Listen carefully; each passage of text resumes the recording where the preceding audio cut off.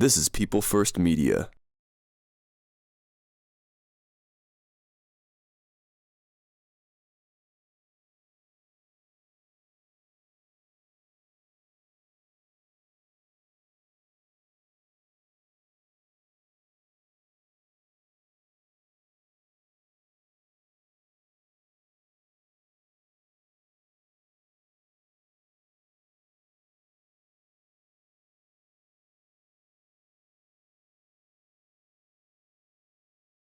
There's a characteristic triad involved in bullying: the bully, the bullied, and the bystander. Tell us a bit about each of those roles. Yes, there are. Three characters in this horrific tragedy: the bully, the bullied, and the not-so-innocent bystander.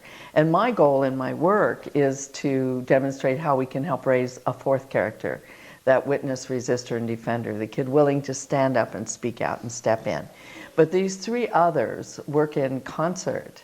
And unwittingly and often unwanted ways with a not-so-innocent bystander, they get caught in what is known as a trap of comradeship, Sebastian Haffner's term in defying Hitler.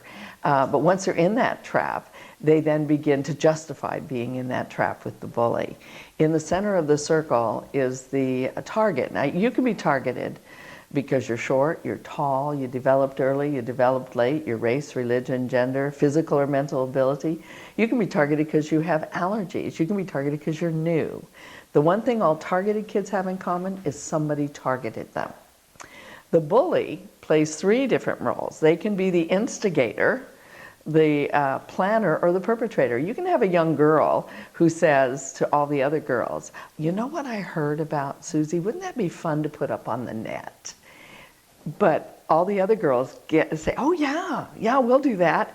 And then she stands back and doesn't get in trouble. But she's the one who instigated. The planner would be that young boy who gets 6 of his henchmen to beat up a boy who's about the same size as the bully. But he stands back.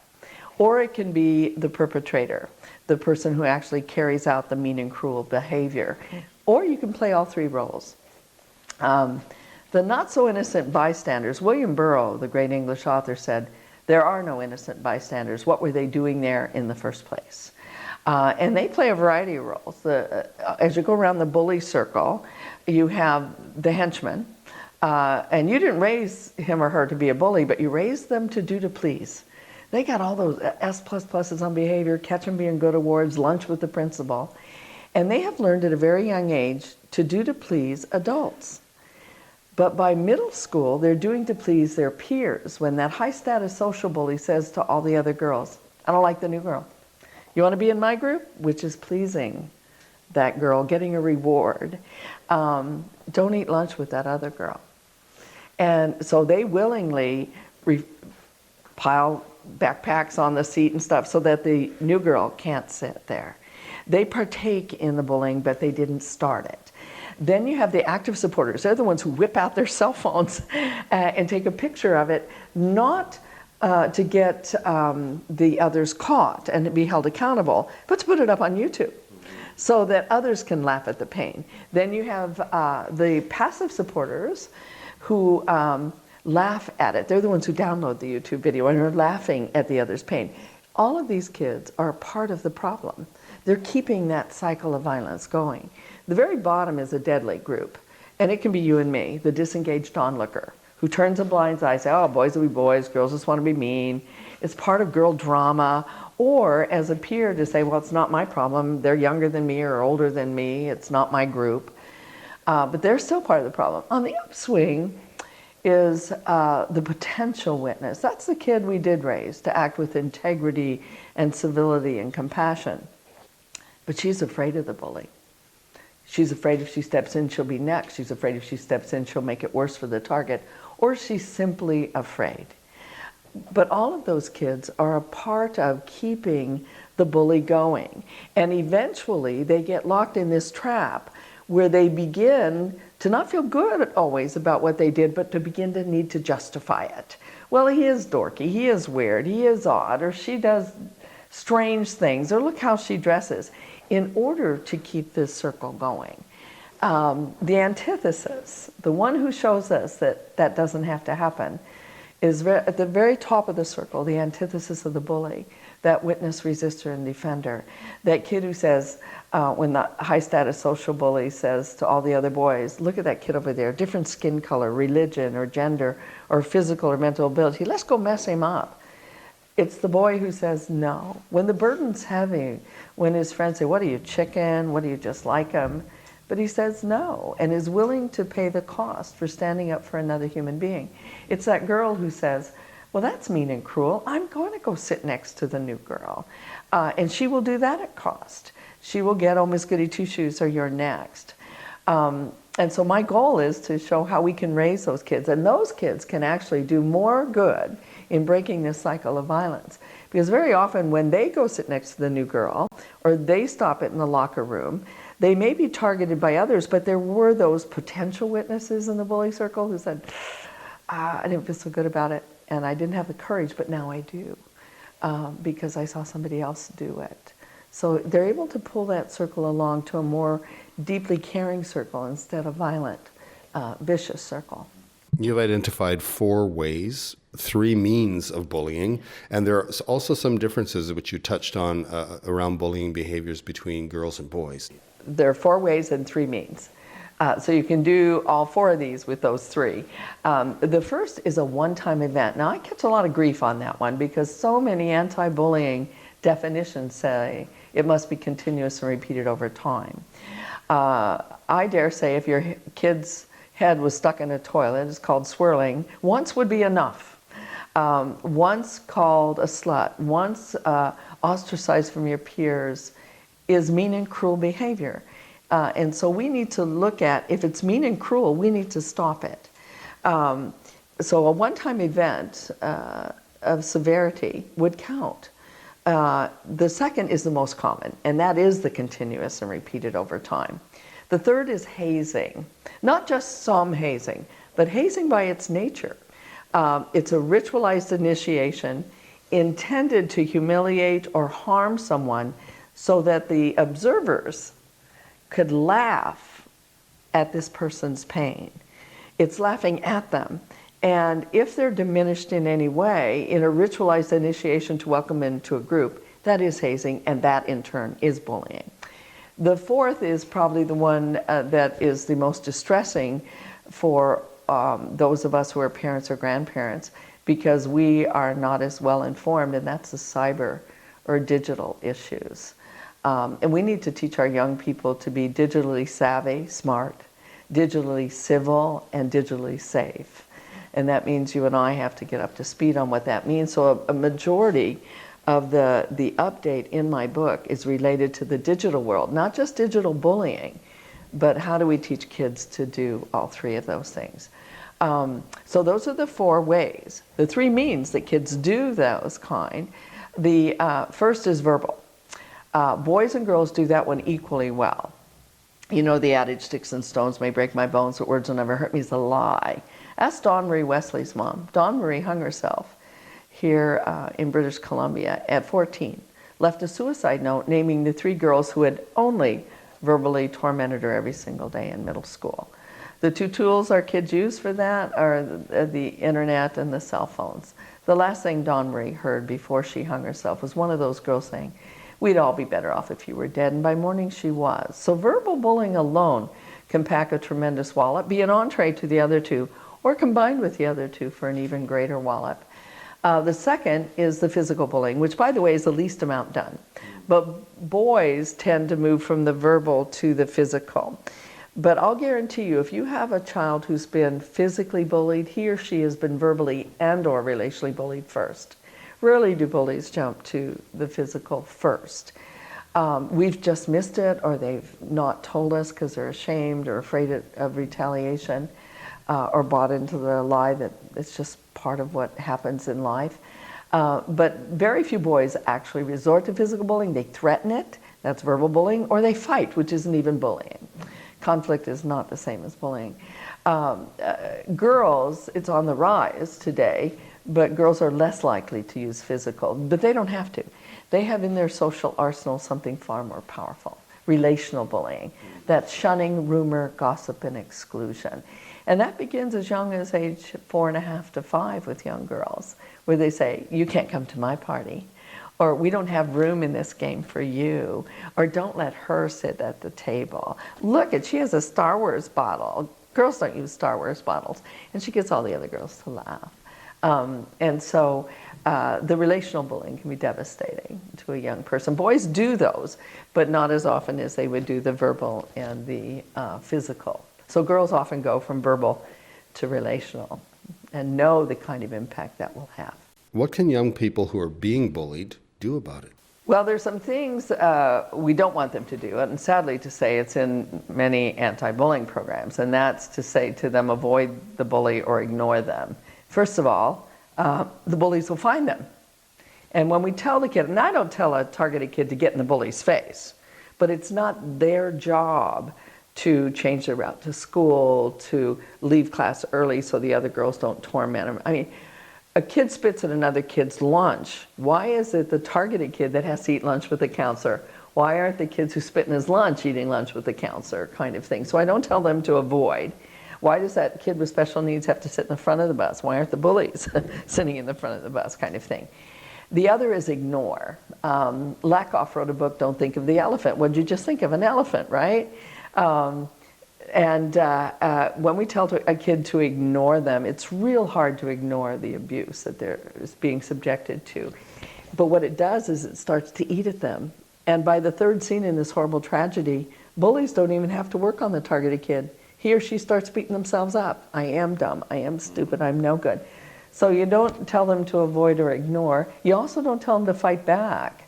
Bullies are cowards. They're not ignorant. They picked on somebody they knew they could get, either by numbers overpowering them or by size or position or status. But I do teach kids to defend themselves. All my children have been trained in a nonviolent form of self-defense, a very defensive form, Aikido. There's a difference between a defensive move and an offensive move. Your child will get in trouble for the offensive move, but do defend yourself. But there's a wonderful children's book called Bullies Are a Pain in the Brain by Trevor Romaine, and he says, if it looks scary, run. You'll look silly, but you'll look alive. I mean, you got 6-on-1. It's all you can do to get out of there. So you don't tell them to do that, but what do you tell them to do? First of all, since verbal bullying is the most common, we want to teach kids to come back assertively. There are some anti-bullying programs that say, just say, please stop, that hurts. Well, that's what I would say to you as a friend.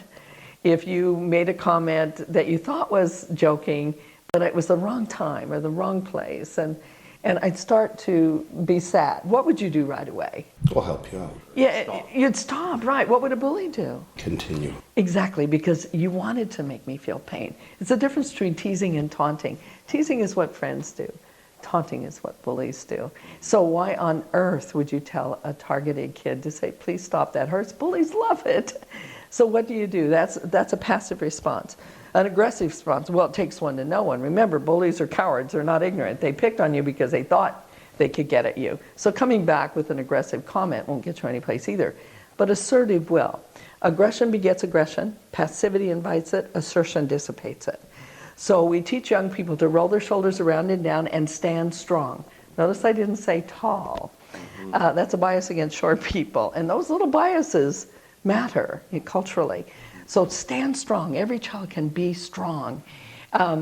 Anyone who sings knows that you can't be in a slump posture to sing. They know if you play a wind instrument, you can't be in a slump posture. And that's why, in a little sidebar here, I think it's so important that we use the arts as part of our anti-bullying programs, because every day a child walks into music or into band or into orchestra, they have to put themselves in a strong posture in order to play an instrument or to sing, and that prevents them from succumbing to the bullying. Anyone can be targeted, but it's that succumbing. So we want to give them assertive comments, and that would be something like rolling your shoulders around and down, be strong, and say to the bully, that was mean, not you're mean, but that was mean, that was cruel, that was bigoted, that was racist, that was ugly. Give them lots of adjectives that they could use so it's not repeating the line over. That was mean, that was cruel, I don't need this, I'm out of here. Taking care of yourself. Now, what if we have a child who has special needs and the words won't come out, or they're scared, or they're shy and the words don't come out? I teach them to do self-talk, where you roll your shoulders around and down, stand strong, and walk away, head high, and say to yourself, I'm a decent, caring human being. He's sure getting his needs met in a lousy way. That helps a kid not succumb, but it's not enough. There must be an adult they feel safe to tell. And we as parents and teachers make horrible mistakes with that. We say things like we minimize, rationalize, or explain, oh, he didn't mean that. Maybe she was flirting with you, or I don't think those nice girls meant that. Why don't you try going back to the game? Totally minimizing, rationalizing, explain it away. I need to say to a targeted kid, I hear you. I'm here for you. I believe you. Their body slumped over in pain. I believe you. You're not in this alone. Bullies try to isolate a target, and we need to let them know that I believe you and I'm here for you. And then my job, if you came to me and said you were that the other boys were calling you gross names, I didn't see it. But I also don't want you to be harmed again.